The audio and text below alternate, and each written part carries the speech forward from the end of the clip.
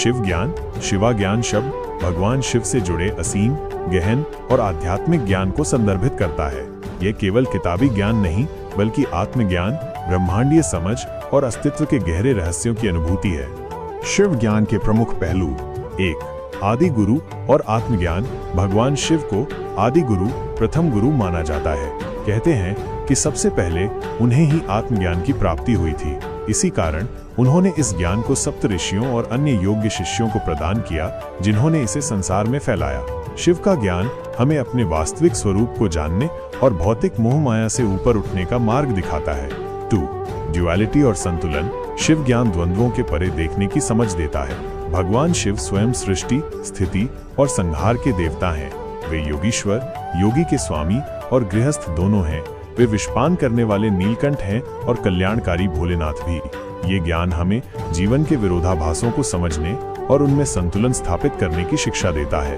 3. योग और ध्यान। शिव को आदियोगी कहा जाता है, यानी योग के जनक। उनका ज्ञान, ध्यान, प्राणायाम और विभिन्न योगिक अभ्यासों के माध्यम से मन और शरीर पर नियंत्रण प्राप्त करने, कुंडलिनी शक्ति को जागृत करने और उच्च चेतना की अवस्था तक पहुंचने पर केंद्रित है।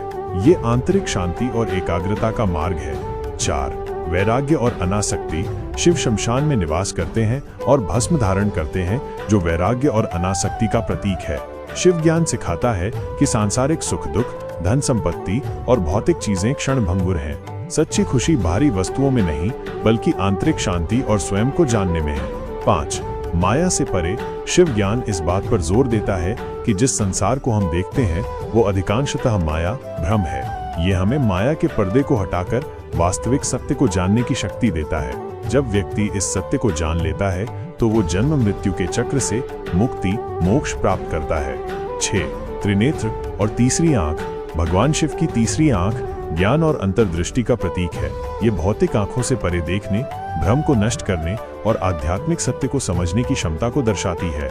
शिव ज्ञान इस तीसरी आंख को जागृत करने की बात करता है, जिससे व्यक्ति को गहन विवेक प्राप्त होता है। 7. विनाश और पुनर्निर्माण। शिव ज्ञान ये भी समझाता है कि विनाश आवश्यक है ताकि नया निर्माण हो सके।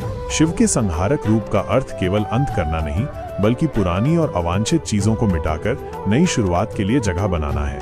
ये जीवन में परिवर्तन और विकास के महत्व को दर्शाता है। संक्षेप में, शिव ज्ञान केवल एक धार्मिक अवधारणा नहीं बल्कि जीवन जीने की एक गहरी फिलॉसफी है, जो व्यक्ति को आध्यात्मिक उन्नति, आत्म साक्षात्कार और परम मुक्ति की ओर ले जाती है। क्या आप शिव ज्ञान के किसी विशेष पहलू के बारे में और अधिक जानना चाहेंगे?